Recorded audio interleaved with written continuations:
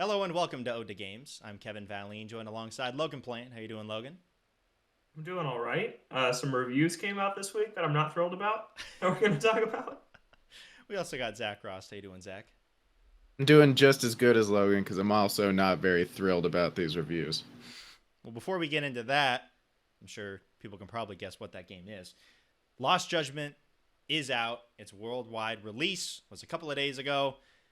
I've been playing it nonstop the last couple of days. Logan has been playing it as well. Zach is not on it. I promised myself I'd beat a few games beforehand. I have not done it. I will. I will get to it soon. That we've talked about an RGG Studio game, and it's just me and Logan talking about it. Probably. I feel like it was just you talking about Yakuza 7 for a long time. Yeah, I guess that's true. Well, next week we're talking about another RGG Studio game. Yeah, that's weird to say. Yeah. That's really weird to say. Anyways, Lost Judgment is out. Logan, how far are you into the game? Like 3 hours in. I haven't had a ton of time because I've still been finishing the Eastward walkthrough I've talked about the last 2 weeks. Nice. So I haven't Hear super dove into it yet. But I am a few hours in, so I have some stuff to talk about. Yeah, what are you thinking so far? I like it. I mean, it is just more Judgment is all I really have to say about it so far. That's my main thought. I was a little, I don't know if annoyed or disappointed is the right word, when literally the first thing you do in the game is a tailing mission. Yep, that was there. And it's unfortunate to see that they made some very minor improvements to the investigations, but they like the mechanics, but they largely seem unchanged. It is nice now that when you're tailing, you have this meter that you can use to just act casual, where Talk just pulls out his phone and looks at it, and you have a bar that runs down. That's nice because before in the first Judgment, you just had to get behind something. You didn't have a choice. So now if you're kind of stranded out in the open, you can't just look at your phone. It's just so ridiculously unrealistic where he's like, turns around, you're right on his butt, you just pull out your phone, and he's like, oh, there's nothing weird here. Especially if you do it like twice. Like the first time you're like, oh, okay. And the second time, that's the same dude. Yeah. But actually their suspicion levels don't drop in these tailing missions. They used to like be suspicious and then not anymore. Now it's like a meter that runs up throughout the entire tailing section. But yeah, I didn't like that. I think the combat feels great. I think the game looks outstanding on PS5. Yeah, how's it on PS5? I'm still running it on PS4. It's good. It runs at a locked 60 FPS. Looks really nice. Yeah, but it doesn't look remarkably different from the first loading game. times, I'm sure. Oh yeah, it's like instant. Yeah, I'd be waiting really on some of those loading screens. Yeah, so that is nice, but honestly, I'm at the point on PS5 where I don't really notice that as much anymore as I used to, because it's every game on PS5 is like that, which I knew was going to happen. I was like, now you just play Switch and you're like, oh, these loading times suck. Yeah. But on PS5 you don't notice it as much. But I think the combat feels really good. There is a new style that I haven't used very much yet, but that is nice that that's in there. And I'm interested in the story. I like where it's setting up so far. But Kevin's played way more. I have. About 13 hours in. Yeah, it's a good time. It was very nice to go back to the brawler style. Like, don't get me wrong, I think the turn-based combat was really interesting, and I'm excited to see what they do with it in subsequent games because there's room for improvement. But it was just like some comfort food, stepping back in and just having this old combat style to come back to. With the three styles, you got Tiger, Crane, and Snake. I mostly use Tiger, and Crane is very much... Crane is actually useful for big groups of enemies. I've gotten... One of the more recent fights I did, it was a big group of enemies, and I was trying to do it with just Tiger, and they were destroying me. So it was much better at the very start of the fight to go into Crane and kind of disperse them a little bit, because it's more of like the AoE, the area of attack, is much bigger on that. So it does come in handy in some instances. Snake is good for disarming enemies. I think that's the only style that you can actually do that. But beyond that, I guess I haven't used it as very much, but I haven't found any particular reason beyond the disarming of enemies to use it. I thought that you would have to use it for the students because you go into the school, and I was like, I can't beat up these kids, right? Like, I'm supposed to use the non-combative style. No, you can destroy them, just like any other enemy. You can just beat them into the ground, step on them and like crush desks on them. Like, it doesn't matter. I thought that was going to be the main use of the snake style, but it's not. But it is. It can be. And are they high schoolers? They are high schoolers. Oh my gosh! I mean, just beating the snot out there of was a high couple of schoolers. fights where some of the high schoolers come in. I'm like, yeah, I've seen that face on a Yakuza body, Yakuza guy body. Like, you're basically fighting, gang members then. So it doesn't really matter a whole lot. Hey, I had a question for you yeah. actually. You've got there's these parts in the dialogue where it brings up like their faces on screen. Like it's not wherever they actually are, right? Like it's just like, oh, here is a stock model of just talking. And then it has like the dialogue on the bottom. And it's almost like an Ace Attorney presentation where it's just like a character taking up most of your screen talking. And that's not in the first game. Is that something they added in Like a Dragon? I don't know. I guess don't believe I so. didn't really notice it too much, to be honest. Because it's like usually when they're talking, it's just like back and forth wherever they're standing. But in what totally seems like a time and cost saving measure, they have this new thing where, I mean, they crank these games out once a year. Okay, I know. Okay, now I know what you're talking about. Yeah. That was in Like a Dragon. Because I thought it seemed very JRPG like. And so it makes sense that it was introduced in that game, but now they've just carried it over into this one. And I understand why they do it, because it's like they can just crank out these conversations even faster, and these are very chatty games, right? But I do miss having just the normal conversations that felt a little more natural, that just happen wherever you're actually at, which do still happen a lot of the time. In the 3 hours I've played, this thing we're talking about only happens like 2 or 3 times. It happens. But I did notice it. It has moments. Yeah, I think I want to say in Like a Dragon, you had like conversations between like party members. Yeah. And that was, if I remember right, most of the time that showed up. But yeah, even now. I do vaguely remember that. Yeah.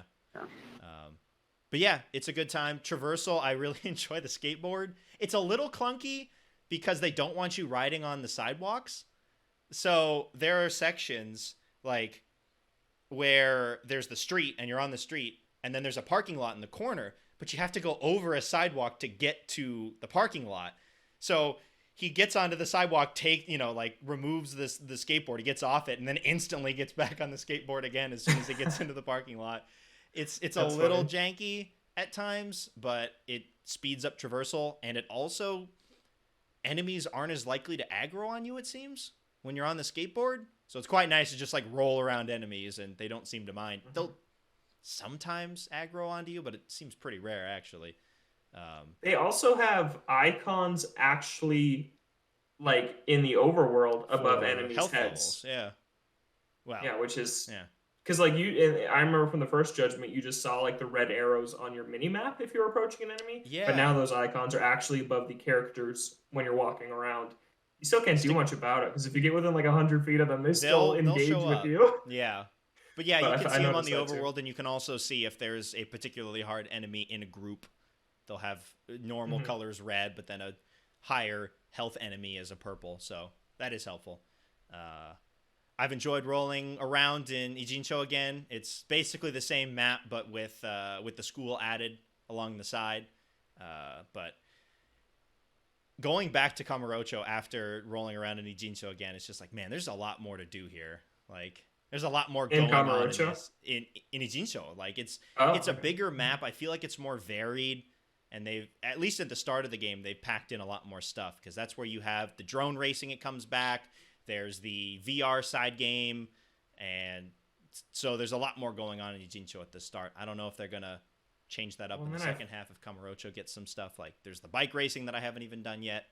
But yeah, Ijincho. Heard a lot of the side stuffs at the school too. There is a lot. You have school stories. So you start out at one club, and basically that club wants you to go to all of these other clubs and like solve their problems.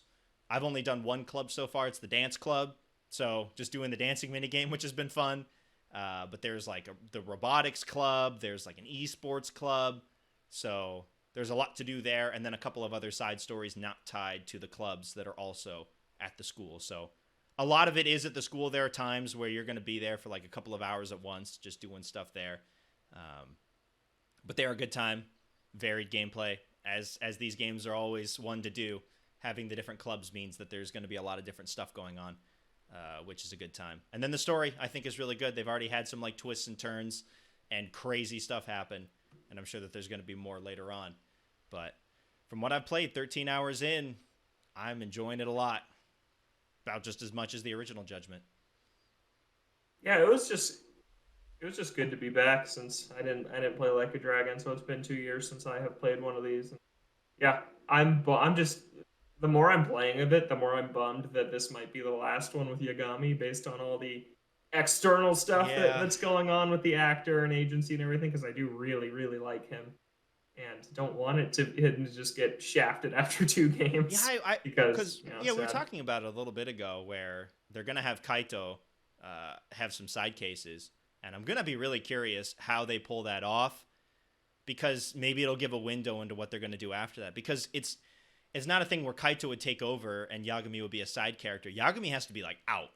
They can't, if they're going to want to keep rolling with it and having these games go to PC, like he can't be in the game. I don't think his talent agency would allow it. So it's like it's got to be like a prequel or like very far beyond where Yagami's just not involved anymore. Like, is no one concerned that he's gonna get killed off at the end of the second game? Because I am. If they would have like, made that decision that early. As soon as they announced Kaito DLC, where it's just Kaito, I'm like, he's dead. He's gone. It's over for him. Could happen, I guess. Yeah. I mean, we don't know if the Kaito thing is post main story, or if it's like Ghost of Tsushima and Spider-Man that just cram it in the middle.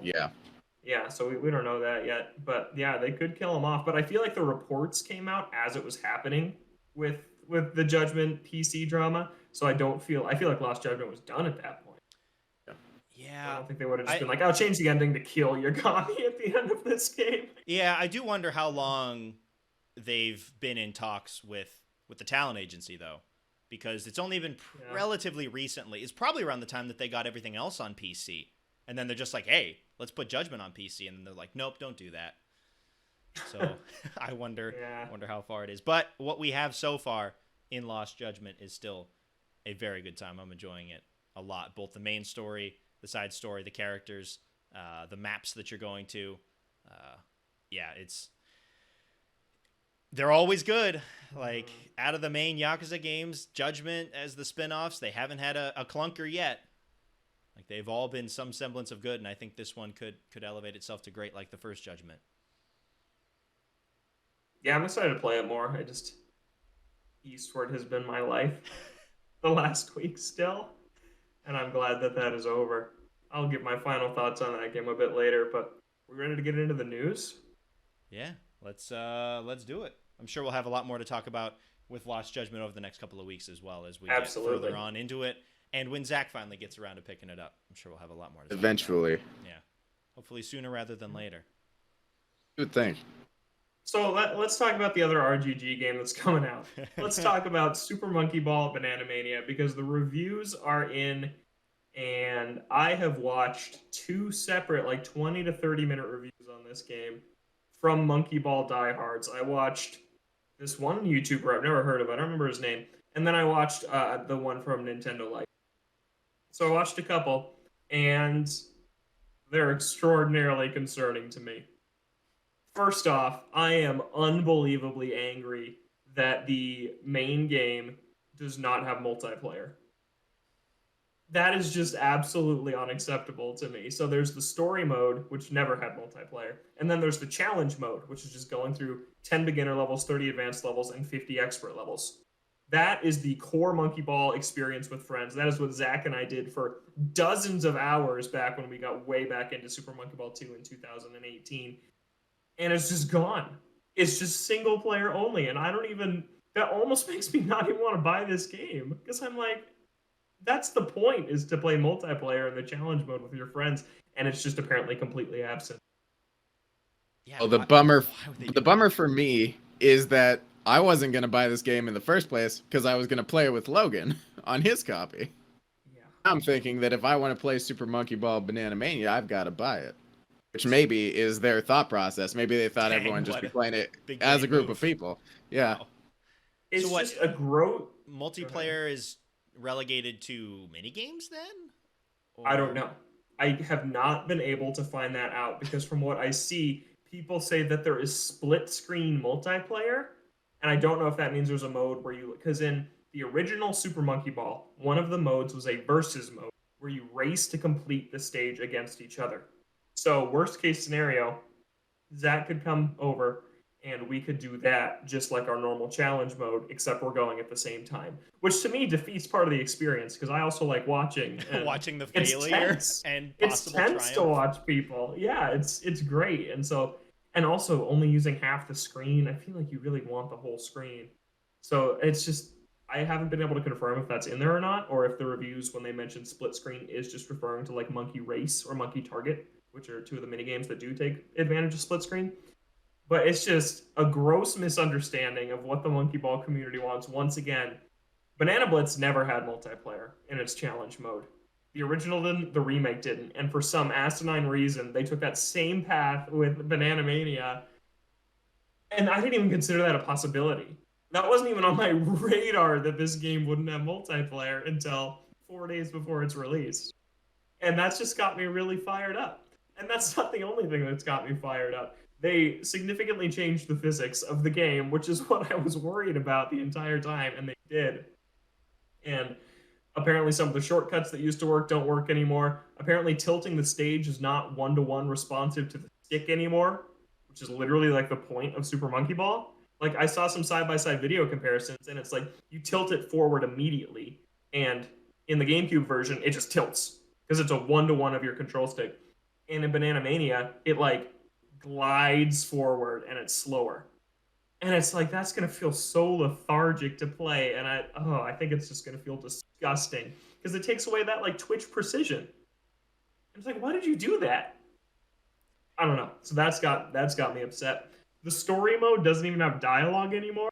Like the cutscenes don't have dialogue. It's just like a skit, like miming it out, and then they move on to the next level. So that's really cheap. Oh, that I sent you guys a quote from one of the reviews that I watched that was it doesn't feel, sound, or look as good to control II as it did in the GameCube originals. And to me, that's a failure of a remake if it feels, looks, and sounds worse to do something that it did 20 years ago in the game. Yeah, that's not what you want to do with a remake. That's not usually the goal. Yeah, with certain things that are just like completely omitted, you have to wonder why. Like, was it purely because they were building it on the skeleton of what they had with Banana Blitz HD, where that one didn't support it, and they're just like, well, that's how it's going to work? And then I don't want to go on this too long because I'm going to have to share all my own opinions next week. Yeah, we'll get confirmation on all of this next week. Yeah. What's in there. But they removed lives, which to me removes the tension of trying to get better and actually advancing, because it's like, if there's no lives, what's the motivation to learn these levels? If you just get infinite tries, you can just bang your head against the same level 300 times in a row if you wanted to, and never have that like fear of having to come back and get better. That's what I love about Monkey Ball 2, is like getting better and earning a few extra stages each time and going through those motions. That's gone. Is there not an option for lives? No, there's no lives. They're just gone. Okay. But then what's so frustrating is that there's a lot from the reviews I watched today that sound fantastic. In Super Monkey Ball Deluxe, which was already a combo pack of 1 and 2, they just mashed all the levels together. So like you had the 30 advanced from 1, the 30 advanced from 2, and the 10 new advanced from Deluxe crammed into a gauntlet 70-stage extravaganza that you could not save and quit in the middle of. In Banana Mania, they have remedied that, and they split it back up into Monkey Ball 1 Advanced, Monkey Ball 2 Advanced, and Deluxe Advanced. So you can go and experience them in their original games, which was my big question mark about this game, was were they going to split it up, or was it going to be just a remake of Deluxe? So that's really cool. They made apparently like 50 of the levels easier, which I'm not wild about. But in the store, you can use the bananas you earn in the levels to purchase the original versions, which I also think is really cool. Yeah. So there's just a lot of stuff that I really like. But then apparently the physics are bad. The minigames look butchered. They do not look the same at all. They look way worse in every way. Like Monkey Target looks like a shell of its former self. So I think I'm going to hate this game is kind of the conclusion. But I'm still going to pick it up. Yeah. Yeah, I'll be curious how much of that holds for next week's show because you'll have some thoughts on it, I'm sure. Yeah. So that's Monkey Ball, but just a really sad day for Monkey Ball faithful everywhere who were just very upset about these reviews that were coming out. Oh man, last chance with Monkey Ball with this. Like, what are they gonna do after this if this one doesn't land? Yeah, nothing. That'll be it. Nana Extravaganza. That's the name of the next game. I think I'm out. There's like, this series has been bad for like 10 times as long as it was good. Well, it was good. It was good. For it like was 2 so years. good. But it was so good. It was good for like 3 years, and it's been bad for like 18. Like, that's terrible. Gotta call it quits. Yeah, it's really, really sad. I mean, in some way, it's commendable that it's still alive at all. Yeah, that's true. Like, I'm surprised it's not dead yet completely. So look forward to that next week because it's gonna be fiery. I can feel it. I'm not gonna be a happy monkey baller next. But let's talk about the Switch Pro. So Bloomberg comes out with a report saying that the Switch Pro was real and it was only the chip shortage that had Nintendo abandon it and go back to what is now the Switch OLED, which comes out next week. But then Nintendo themselves responds through their corporate Twitter account, which if it's get used, you know they mean business, because that thing rarely gets tweets, and it's like they only use it when there's like something they need to immediately address. And they said that is not true. They said that the rumors that they provided a 4K development kit to developers is false, and that the only Switch model that they have planned is the Switch OLED, which comes out next week. Do you guys believe any of what Nintendo said in their response? No, not at all. One, in the report, there's 11 separate developers. If there was one developer that came out and was just like, hey, you know, I received this thing, then it's like, oh, okay. Yeah. But you have 11 different developers in this report. Two, what else is Nintendo going to do? When you have a new model that is not out yet, but is well on its way, just another, right around the corner, you're not going to come out and just be like, yeah, we got another one in the works that'll probably be what more people want in the more powerful version. Like, you don't want to cannibalize the sales of the OLED. You want people to believe that this is it for a while, just the OLED. And three, they've done it before. Wasn't the whole thing with like the new 3DS or one of the 3DS models? Uh-huh. They said there was nothing in the works, and then like a month or two later, they're like, here it is. Like a week later. Yeah. So it's even if it's the corporate Twitter account, it doesn't really hold water just with what is in the report, with how many developers there are, and just Nintendo's past with this. They're always saying like, oh, we don't have like anything in the works. We're just like, we're always developing something new is what their line usually is until something gets announced. And with all of the rumors that were swirling around at that time, there had to have been something to that. Yeah. Yeah, I don't know. It is really weird because there's reports all the time that Nintendo's working on something, and now is when the official account comes out and says something. To me, that's just a little bit surprising. Like, we don't see them do this very often. Like, they deny it before. Like, Reggie would just say, "Oh, we don't have anything to say right now," and then they would. But to have like them come out and directly address the report that came out from Bloomberg and say it's false is something I've not seen a big company like this really do before. I think it's more so because they have a new model that is coming out right now, and they do not want to have anything get in the way of that thing selling as much as it can by having another model that people could maybe look at and be like, oh, I'm not going to buy the OLED because I've got this one to look forward to. They want you to think that this is it for a while. Yeah. At least that's what I think. Makes complete sense. Yeah. Like what? Yeah, it does. What else are they going to do? They're not going to come out and just be like, "Yeah, that's true." It's true, I guess. Whoops. I guess they could have said nothing, but yeah. I think it's because of the OLED. Here's what could be fun. Here's the little trickiness that Nintendo might be doing with its wording here. They said that they are not supplying tools to drive development for a Nintendo Switch with 4K support. What if it's not a Switch? What if it's a Switch 2, as they're calling it, and it is the next system, not a half step? Because I don't know. I'm really on the fence here because there's no way that those 11 developers That's just not true. There's got to be But truth I've to that. also never seen Nintendo do this. So I feel like it's a Switch 2 that they're developing, and it is the next system. It is the next console, not a half step. And those are going to be exclusive Switch 2 games. I guess what would be interesting That's to what look my at gut says. is how early dev kits for previous consoles have come out. Because we're year 5? 20. We're So entering 20 the fifth. Yeah, 2022 We're entering the 6th year. spring will be the 6th? We'll be entering the 6th year on March 3rd, yeah. On March. Okay, yeah. So I mean, you probably wouldn't want to have that come out right now. Like, this would probably be something, 2-3 years down the line, you would hope? Yeah. Especially with how well it's selling and continuing to sell. Like if you had a Wii situation where you can visibly see that sales have really fallen off after the first, 3-4 years, and then you're like, all right, let's get this going. But with the Switch continuing to sell, I don't feel like they're in any rush to get a completely new console out on the market. Especially with a chip shortage going on, those things would be impossible to find, let alone produce. But I think it'd be interesting to see how early some of these dev kits have gone out for PS5, Series X, previous generation consoles. I don't know the answer to that. 2 years out, because they do have to get it prepared for these developers to work on them. Yeah, but that is a really good question. Especially now the games for newer generation consoles take years to make, like many years. And it is I don't know. Because I think with the Switch, it's doing great right now, and it will continue to do great. This will pass 100 million. It might be the best-selling console of all time when it's all said and done.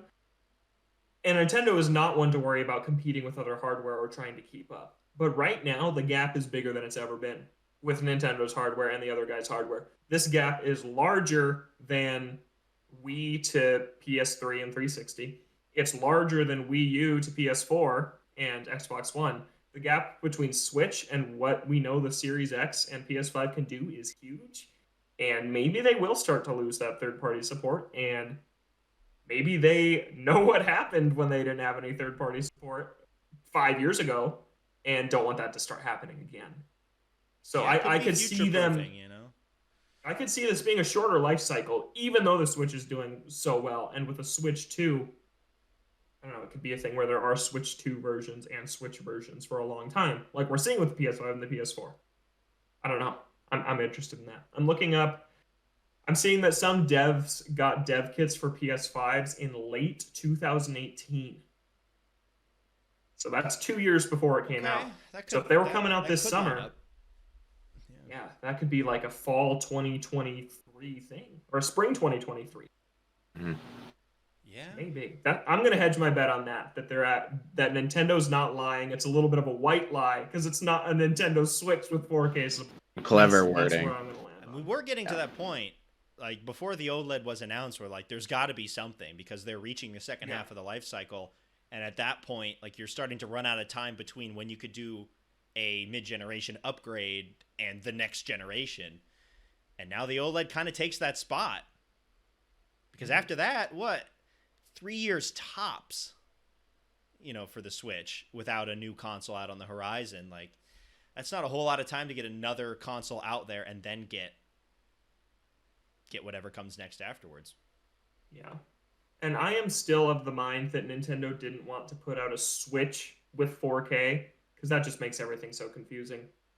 And it's like, if you have like a Switch 2 and it's like a clear next thing and that has the 4K with the more powerful hardware, I think they're more likely to do that. The only time we ever saw them do that was the new 3DS, and that was just better load times and like 3 exclusive games. Like, it didn't really change the hardware like a 4K support Switch would totally shatter the original in terms of 4K, though, still seems like a wild jump to me. Like, I get that they're going to need to keep up with these new consoles that are coming out, and this is probably something that's going to be in the pipeline in the next 2-3 years. But at the same time, like, that is such a big jump from the Switch, where I'm standing with my current Switch. My wishes for it are 1080p rock solid 60 for everything. That's what I want. Like, it's not necessarily 4K. It is, 1080p with smooth frame rates on everything, both handheld and docked. But you know, it may also be the thing where, you know, you're up-resing to 4K and it sounds so much flashier to be like 4K support instead of 1080p. Yeah. Resolution's not a problem in any Nintendo game. It's that's not true.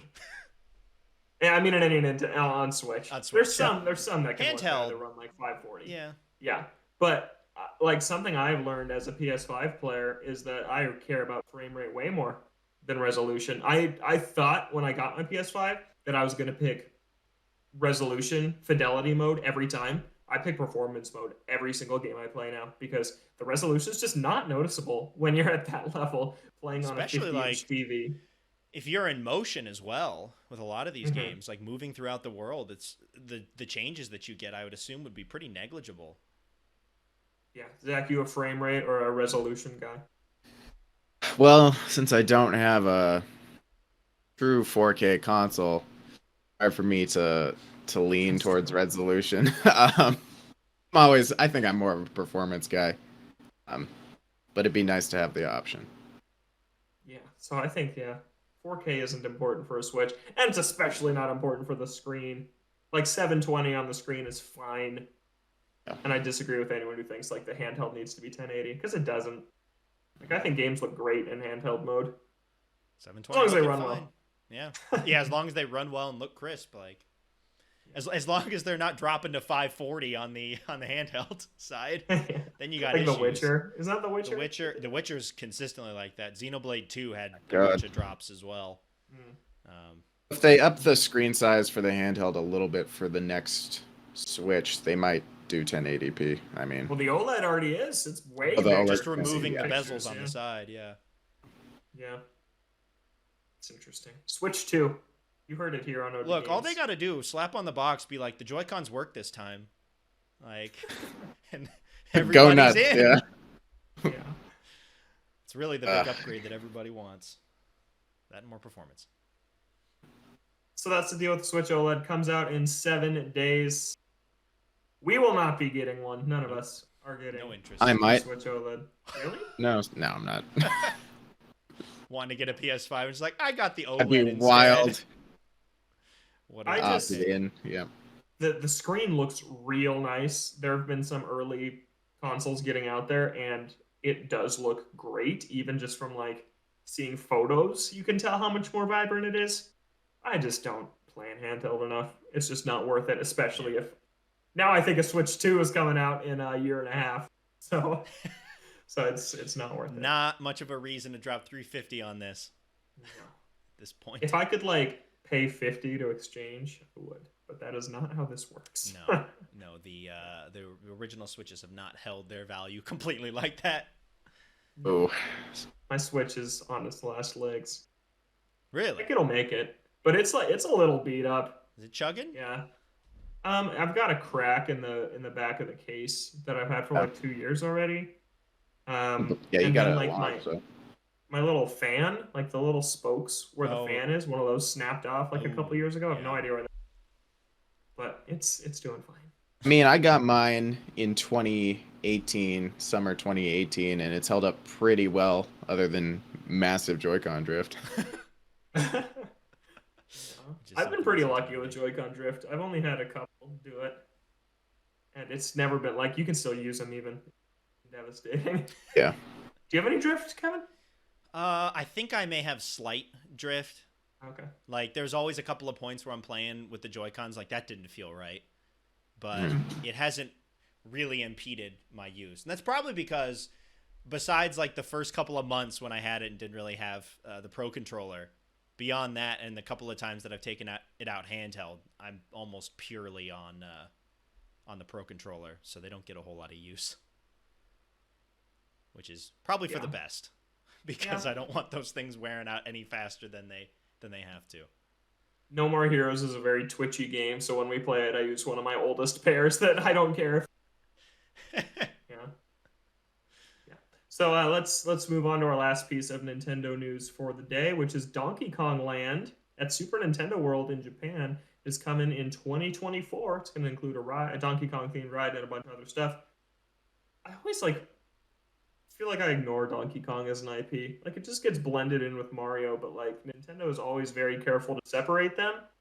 So I guess this makes sense for the first expansion. Not very often anymore. Yeah. Just when Retro is able to pump out another one. Yeah. That's about it. But I mean, it's kind of a boring pick, but it makes sense. The first big expansion. Yeah. I mean, it sounds like it's a sizable 70% the size of yeah. That's massive addition. I still need to go to the original park. We're planning to come to Japan hopefully next year, depending on the world. But maybe not. And then this is until 2024. That's so far away. I don't know if we'll still be around by then. That's a big wait. Yeah.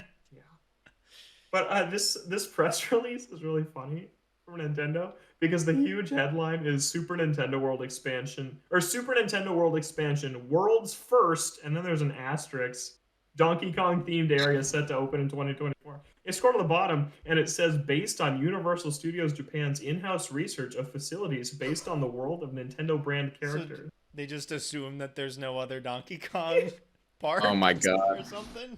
So all right. I don't think we needed to know that. Like, if it happened, I think that there was like a copyright breach. Nonsense. Yeah.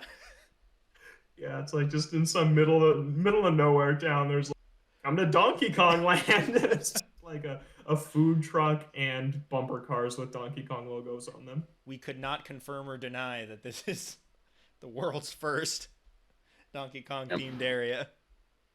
We're just gonna assume that it is. I'm sure it'll be good though. Oh yeah, I'm sure. To be the first expansion, I think that would have been a lot cooler. Mario and Donkey Kong are so similar. It's like, I mean, they share a lot of games. They're always together in like the party games and sports games and stuff. Yeah, like a Hyrule Castle, an explorable Hyrule Castle, the Zelda roller coaster. That would have been super cool. That's probably what's next if they do another expansion. I also appreciate it. Like the top of this press release, it says, "To whom it may concern." Thank you. That's me. Oh my god, I'm concerned by this. To whom it may concern, Donkey Kong's coming. It might be the first park. We're not sure. Big news, possibly. Apologies if it's not. Someone needs to look into that. Bootleg Donkey Kong theme parks across the globe. They got to retract this press release and come out with another one. World's third. World's second. We missed two. Yeah. So Donkey Kong is coming. I'm a little underwhelmed by it, but it's okay. I'm excited to go to that park at some point. We got some PlayStation news too. Destruction All-Stars devs are reportedly working on the Twisted Metal revival, which has been rumored for a while. Apparently, this revival is going to tie into a TV show that they're working on. Oh boy. That is going to star. Who did they announce is starring in that? The actor or the character? I wrote this article for IGN today. Someone is Sweet Tooth. It is. Oh my god.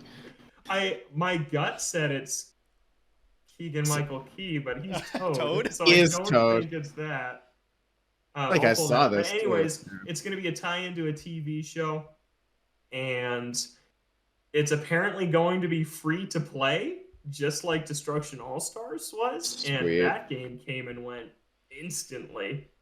So, I mean, with this one, at the very least, Twisted Metal has a history, and it's a popular IP. Yeah, name recognition. Destruction All-Stars did not. It's nothing, yeah. Just got that was messy too with the $70 planned launch, and then did not happen. Yeah. So, Zach, do you have any experience with Twisted Metal? Actually, yeah. When I was a kid and I played a lot of PS1, I had the first Twisted Metal and I actually played it quite a bit. I don't remember any of the characters other than Sweet Tooth. Is that a clown? Yeah, Sweet Tooth is the clown with the fire hair. Yeah. That's because he was in PlayStation All-Stars Battle Royal or whatever. He was a prolific character in that. So it's Anthony Mackie. So the key in Mackie is what stuck in my brain. He is going to star in. Is that Falcon? Yes. Yeah. Okay. Oh wow, he's fine. Is he a known character? Or is he like a new character? His name's John Doe, who I believe is an actual I character think in yeah. Twisted Metal. Like I said, I don't remember a whole lot of the characters. I just remember having a pretty good time just driving around, and it's like a competition. You're trying to destroy all the other cars in the area, so it's a fun time. Sometimes I feel really vindicated on this show because when Destruction All Stars was announced, I came on the show and said, "Why wasn't this just Twisted Metal?" And now that developer's making. It makes sense though. It's very similar style of games. If you're gonna pick anybody, it'd probably be them. Yeah, I just don't know why they made that new IP that had very little personality that anyone cared about. Honestly, I think it's because they tried to make it look like the characters look like Fortnite characters in Destruction All Stars. Fortnite money. Yeah, that game was bad. Yeah, this new Twisted Metal. It was not entertaining. This new Twisted Metal is going to be a battle royale. It was worth $0. That's good. It was not worth the install time. Oh my god. That's all rough. Yeah, but no, this does make sense. Twisted Metal hasn't been around for like a decade. PS3? There was that PS3. Black? Twisted Metal Black? Is that what it was? No, it's just Twisted Metal was the last entry. Oh my god, stupid name. Yeah, are they going to do that really again? Liked that one.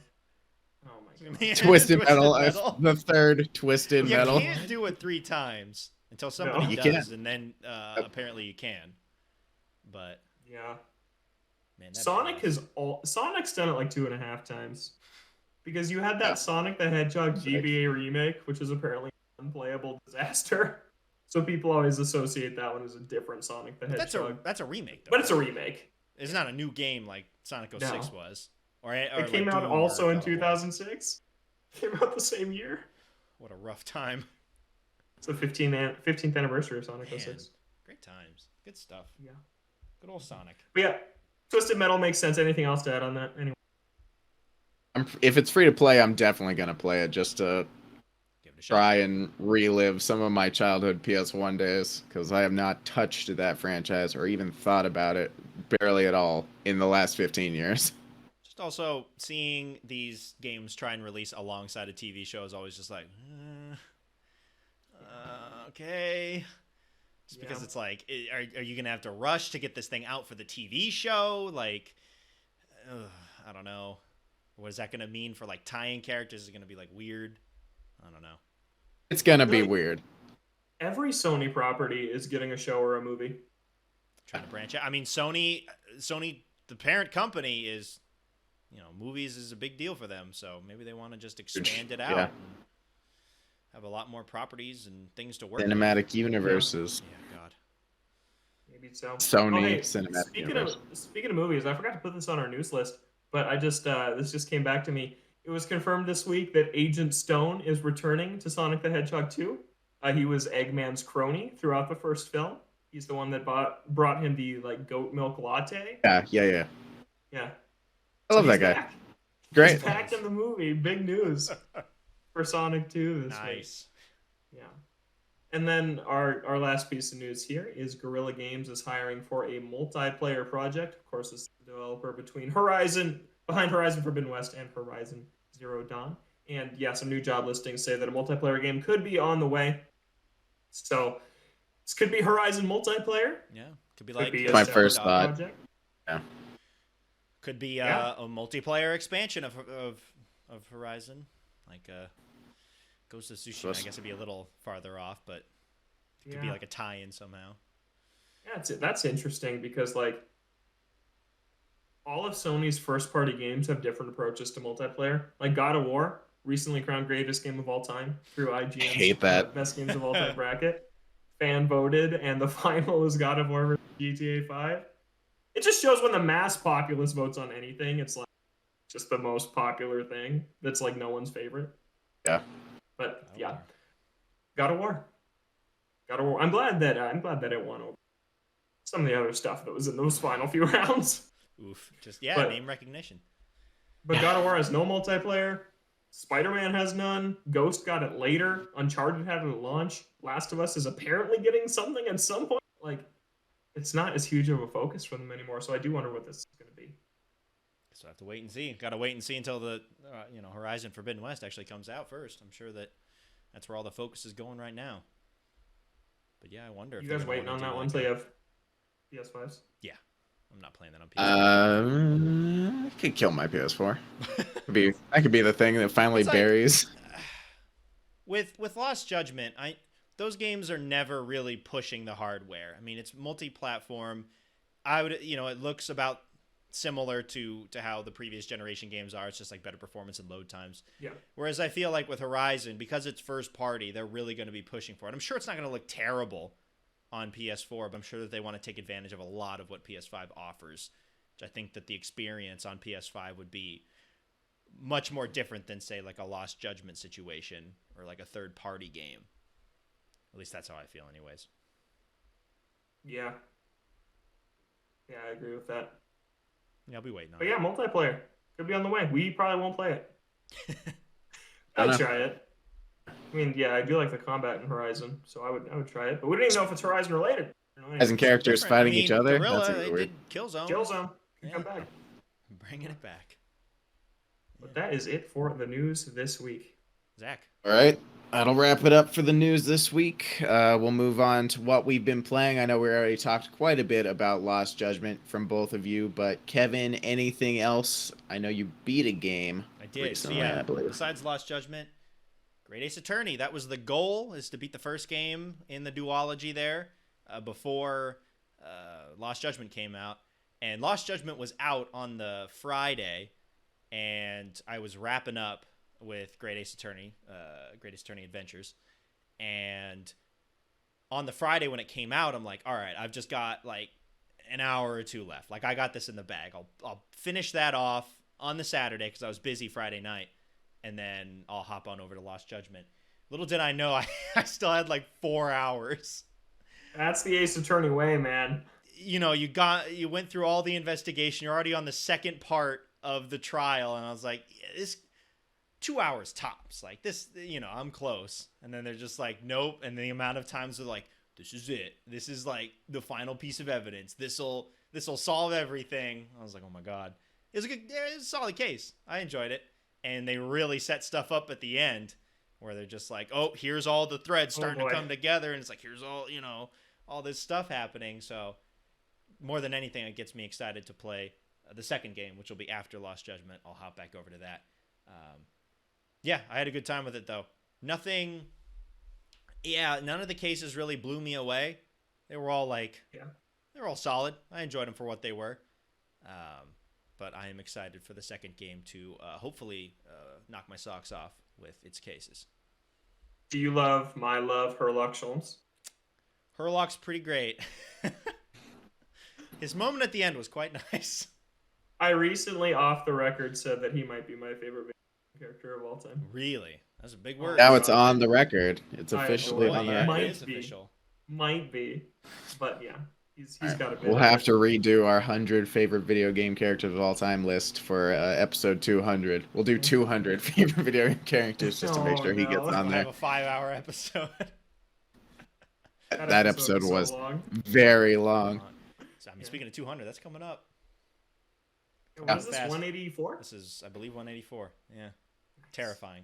Anyways, yeah. Can't say too much more because, again, like all these games, basically all of it is story. And if you get into it, you start to get into spoilers. But I enjoyed my time with the first one, and it sets up a lot for the second one. And I'm looking forward to getting back to that when I finish Lost Judgment. Is that it? That is it for me. Perfect. Well, speaking of Ace Attorney, I'll go next because I did finally beat Case 2 of Trials and Tribulations, the third game in the Ace Attorney trilogy. I would like to address that I sounded like an idiot 2 shows ago when I was in the middle of this case. Hey, you don't need to say that. I made some assumptions. They were not correct. That's all I'll say. But I did finally beat that case. So I will be moving on to Case 3 out of 5, I believe. Almost done with the entire trilogy. Loving it so far. I've already talked quite a bit about Ace Attorney, but yes, this game has been quite enjoyable so far. And then other than that, I believe last time I Spoke about it. I had just beaten episode 3 of Life is Strange True Colors. I have now beaten Life is Strange True Colors. Woo! On the eve of the DLC coming out, I am now talking about it. Wavelengths comes out today on the 30th. Is it just like a new episode, like an epilogue, or it's a prequel of a separate character. So a side character in the main game gets their own prequel set a year before. Like DLC. Yeah, well, maybe. Who knows? A crossover. Oh, It's a pretty quick turnaround. It's basically like another episode, huh? Yeah, I assume it'll be the length of about an episode, but yeah, it is. The main character of True Colors is not included, but it'll be good because I think it's separately. A fan favorite character. Yeah, it is. Like you could ball. Came with the digital deluxe edition, yeah. Or it was $12 separately. Nice. Ooh, that's pricey. Yeah. For one episode of Life is Strange? Oof. I don't know how long it is, but it seems like it'll be about that. So what are your thoughts on True Colors? Where does it sit with the rest of the games? I think out of all 3, minus the... All 4. All 4, plus Captain Spirit. Captain Spirit's great. I love Captain Spirit, but it's hard to count it as an offshoot of the second game. So as a whole, I think True Colors is my favorite. I liked it quite a bit. I love the main character, Alex Chen. I think she's a fantastic main character. Like I mentioned last time I talked about this game, once I had gotten through the first 3 episodes, not a whole lot.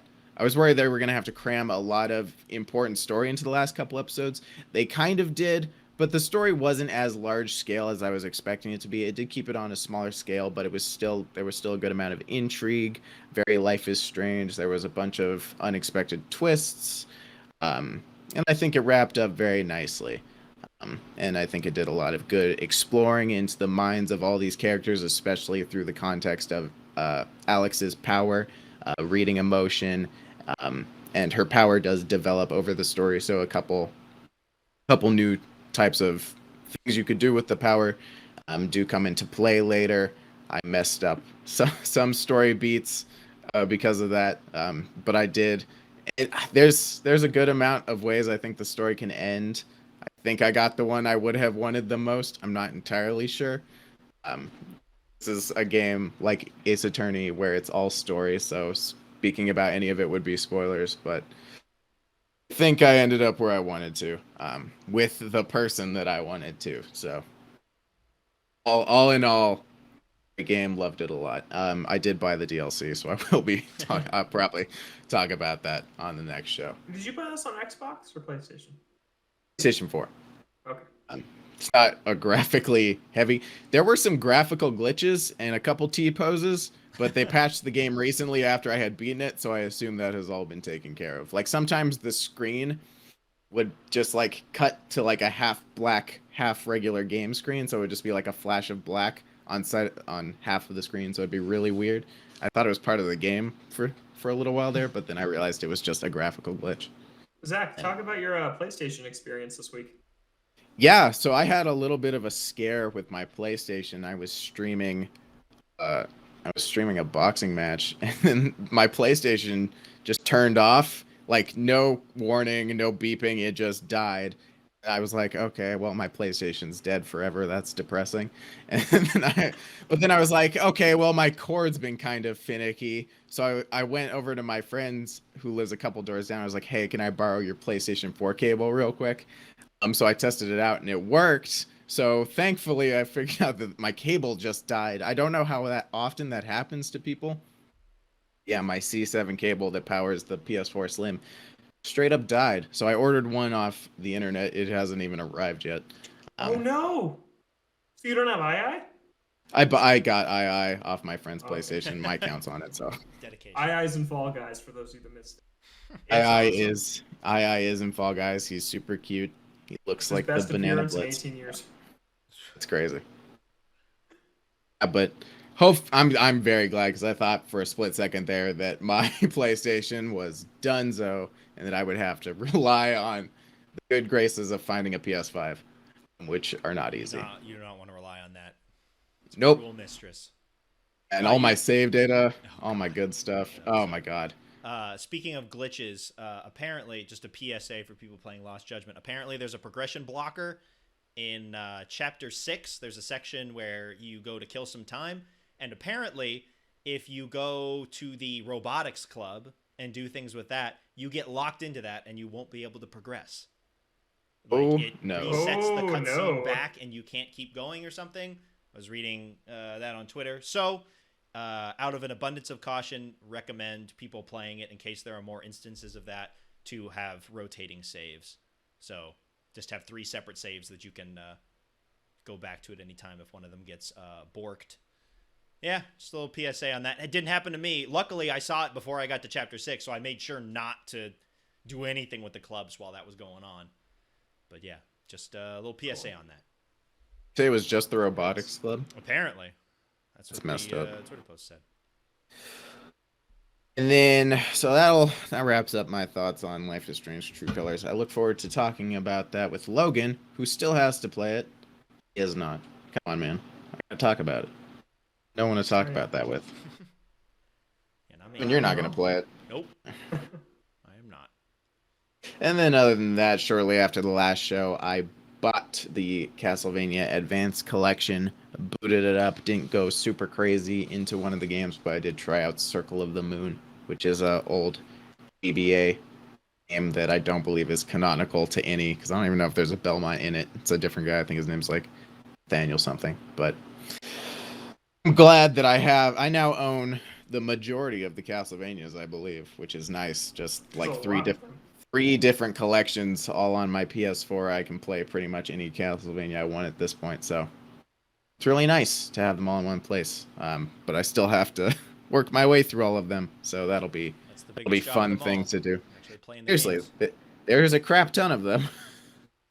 They're so old. There hasn't been a new Castlevania in a very long time. So, forward to more Castlevania in the future. Castlevania this week. What do you mean? Was it that? Apple Arcade got a new original Castlevania game. My God. Apple Arcade exists. They have Fantasian and I guess that. Yeah. Is that Square Enix game or the RPG with like built out of like actual sets? Yeah. Which I've heard is very good. And that it needs to escape Apple Arcade. Logan. Yeah. Eastward. Tell us about it. I'm curious. Oh, I'm done with it. I'm done with the guide, and I cannot recommend this game. I was very disappointed in it. If I didn't have to guide it, I would have dropped it. If I was just playing it myself, it does a lot really well. The art is gorgeous. The music's great, and has some good story moments. But that's about all I can say. The story is ridiculously convoluted. There's these characters that like somehow know the main character, but they never tell you how. They're just like, "Oh, John, you've always been a blank," and I'm like, "How do you know that? I don't know this relationship at all." So it made some of the bigger moments in the story feel completely meaningless because I didn't know who the relationships were between these characters. It never told me, and I felt that way about like 2 different sets of characters. Like they just kind of showed up, and were just like kind of like here. And the game just made me think they were important because it told me they were without actually proving to me why. So the story was a mess. Did not enjoy that. The gameplay was extremely tedious. The dungeons, I think I talked about this last week, are just not complex enough to be thought-provoking. The puzzles are mind-numbingly easy. And the combat is pretty much just mashing the Y button. And that's it. So the dungeons are a slog. And the gameplay outside of the dungeons is a slog too. There's literally, like, sometimes to trigger the next story event, you just have to walk across the map 3 times. It's like, go talk to this guy in the train yard. You walk all the way there, you talk to him. He's like, go back to the pirate ship and talk to this guy. You go all the way back to the pirate ship, and it's like, okay, now you're ready to go to the train yard. You go back to the train yard again, and it's like, why is that even in there? Why is that back and forth even necessary? Nothing changes from back and forth. You're just walking for like 5 minutes. It's a total waste of time. And that happens multiple times in every chapter, where you are just walking back and forth from the same place to a different place to talk to a different person to trigger the next dialogue event. That's exhausting. And then the final chapter has 2 of the cheesiest things I've encountered in a game in a long time. The difficulty spikes in this thing are brutal. I believe it's the developer's first game. So all of this could be much improved upon if they made another game. this one is definitely worth skipping. So in the last chapter, you have to. So there's this recurring thing called the miasma, and it's this black goop that chases you, and if it touches you, it's an insta death.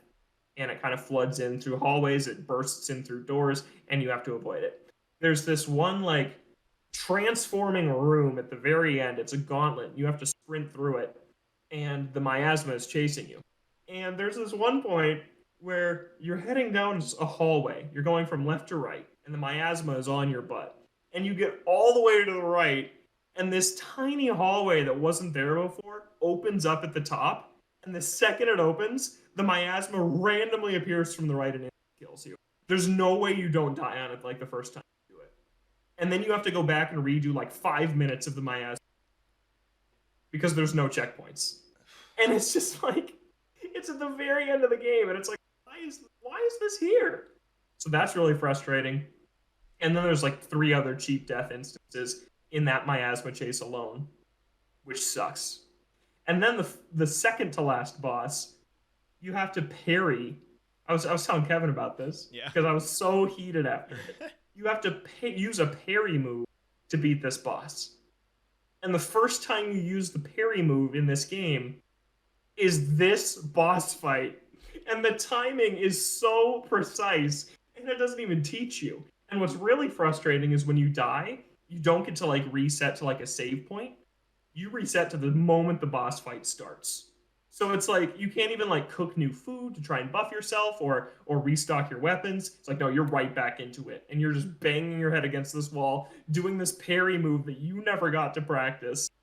And it's ridiculous. It's a ridiculous boss fight. It is the exact same thing that happened in Yakuza 2 with the press triangle to win move, where you have to do the entire boss fight over again if you don't press triangle at the end of the fight. It's not in the game until the last fight. Yeah, I forgot about that. That's horrible. Oh, but yeah, God. So that was bad. And yeah, it's just the gameplay is just really bad.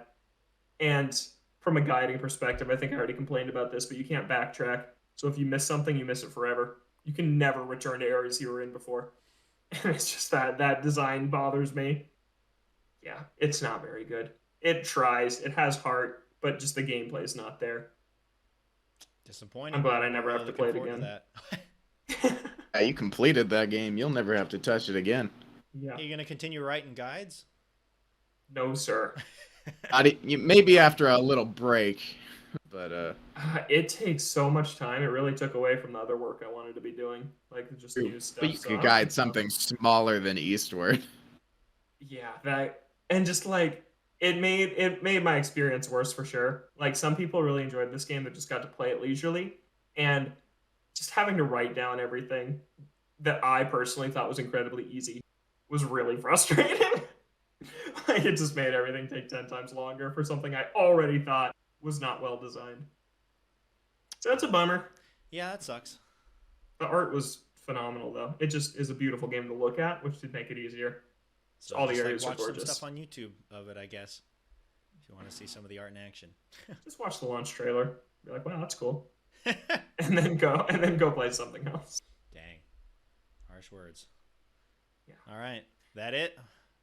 Yeah, and Deathloop, just a little bit. I've been too busy for that, but that's going to be my main game going forward.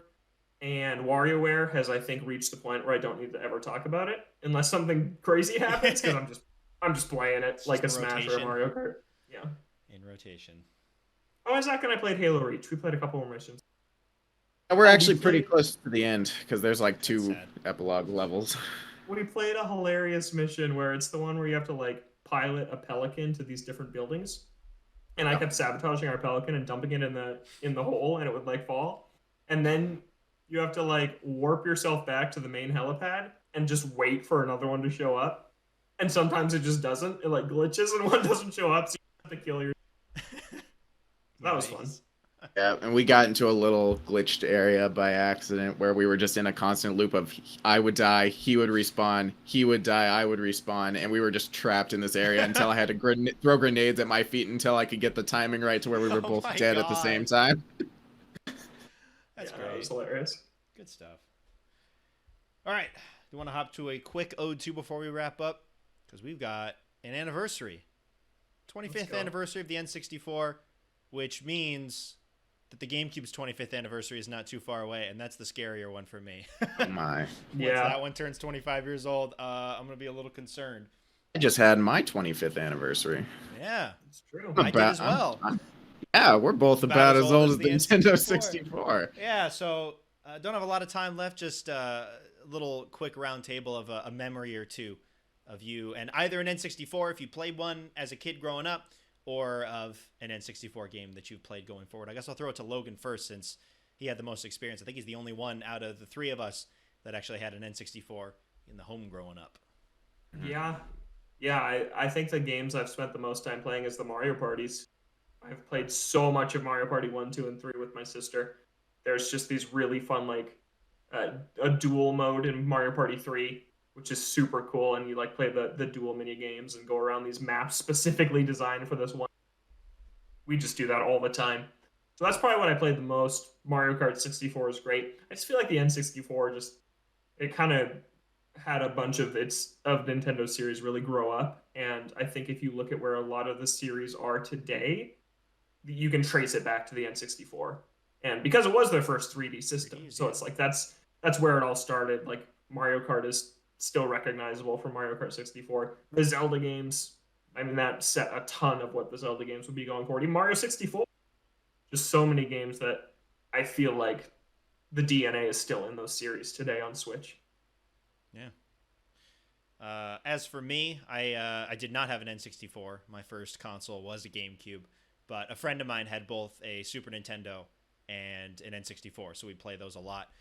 For the N64, we really only played Super Mario 64 and Mario Kart, but still a lot of good memories playing Mario 64 and doing the stair glitching up to Bowser, and just going into like Bob on Battlefield in the early levels. As a kid, you're just playing those first couple of levels ad nauseum because it gets way harder and you can't do it. But we just play those first couple of levels a lot and then do the glitch stairs. And for Mario Kart, my favorite memories are just like farting around at Peach's Castle on what is the name of that track? Peach's Royal Raceway. Royal Raceway. Yeah, they have the castle for Mario 64 in there. So we'd always just like drive around on that and try and leap over the fence. We'd like leap over the fence and fall through the earth and like kill ourselves in there. I also thought that in the desert level, the train was super cool. We'd always try and glitch the train or find like glitch spots in the corner. And of course the racing itself was also really fun. A lot of really iconic tracks. The one where you're in the canyon with the Yoshi egg at the end and you don't know who's winning until the very end. Like there's some classics. The Rainbow Road where you can just launch off the side at the very start with that big jump. That was what we did a lot as kids, is just like messing around and trying to glitch the games. Yeah. The Chocolate Canyon or whatever it is, where if you have to redo like half the lap if you like fall off. Yeah, when you fall to the lower level. I forgot about that. It's brutal at times. Yeah. So I only really played those two games, but those were classics. And then of course later on would play some of the other ones on Virtual Console like Paper Mario and stuff like that, and have a good time with those. But good memories with the N64 of the little time that I spent playing the actual original console. Zach, how about you? Well, I never owned a Nintendo 64, but one time when I was a very young child, we went on a family vacation to somewhere I don't even remember, but we stayed in a hotel room that had a Nintendo 64 with a CRT TV because hotel rooms actually used to have video game consoles in them. So I did have a very lovely night playing Pokemon Snap in a hotel room, which is my only experience ever playing a literal Nintendo 64. But of course, I have played a couple Nintendo 64 games that have been ported to other consoles, up-res stuff. Like, played Ocarina of Time on 3DS, widely regarded as one of the best Zeldas of all time. Not my favorite, but it is absolutely incredible. Although it did take me a long time to beat it on my 3DS. And then I did just beat Mario 64 on the Switch, the Mario All-Star Collection, which was a game that I played. That's all I have to say about that. It's got Mario in it. What more could you want? Speaking of the hotel, I remembered that as a kid, my orthodontist had one. That's crazy. Like McDonald's used to have them, remember? They were everywhere. Yeah, like in those stands that had like 3 screens. Yeah, I've saw those. Yeah, I played Pokemon Stadium at my orthodontist. Oh my god, what a game. Good times. The N64. Yeah, you go back to some of those games, and because it is the start of 3D gaming, a lot of them don't necessarily hold up super well. Like the main Nintendo ones still do for the most part.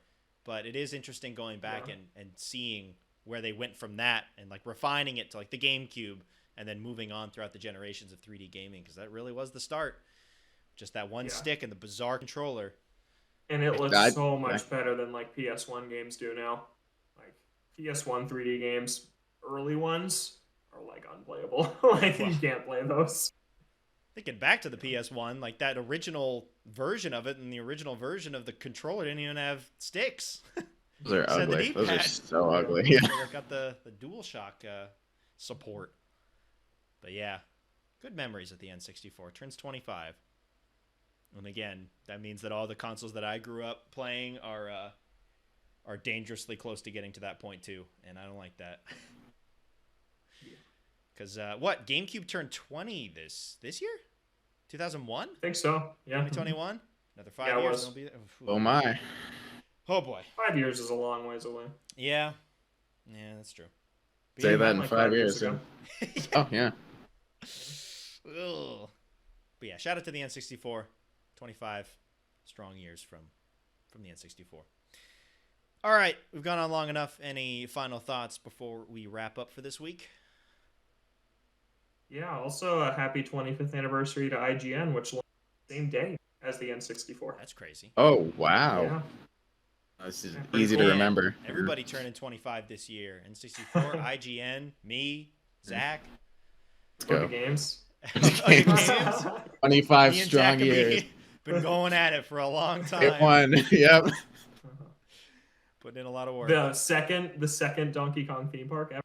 25. Yes. Woo. Good stuff. Zach, anything from you? No, I just want to play Deathloop. I wonder when that'll be. I don't know. I really don't. I want a PS5. There have been the rumors where it's like, oh, it could get better, and I'm like, I just doubt that. I don't think it's. As soon as it gets better, I'm just gonna snatch one up.